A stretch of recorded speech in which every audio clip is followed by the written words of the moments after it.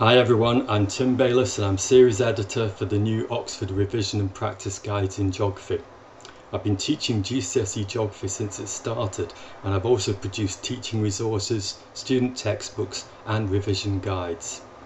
This new OCR B guide is absolutely superb.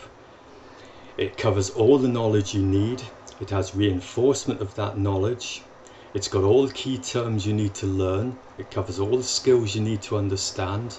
We've put in revision tips, exam tips and hundreds of practice questions too. Just make sure that you're comfortable with the structure of the exam. Paper 1 is physical topics, but it also includes questions on your physical geographical inquiry. Now we've put a section in the guide to help with this and lots of practice fieldwork questions too. Paper 2 covers human topics. But again, there will also be questions on your human fieldwork, and again we've put practice human fieldwork questions in there too. Both papers have case studies, and we've put case studies for every topic into the guide, but you must check to see if these are the same case studies that you studied in class, and make sure that you've got fact files for your case studies in your notes.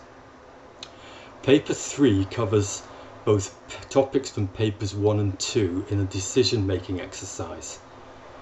Now the best revision for this paper is practice, and you'll do lots and lots of practice for this in class. But again, we've put a section in the guide to help with this on how best to approach and structure answers for this particular part of the exam. So how best to revise? The most productive revision is always structured. It's always planned and organised with the exam papers in mind. For what it's worth, I find with my students that the more they put into it, the more they get out of it. The more time they put in means that they get to a point where they're anticipating what's coming next. And this means that they have time to then put in for practice exam questions, which will help enormously. So, how to wrap all this up? Well, put the time in, have confidence in yourself, and you'll be fine. Good luck.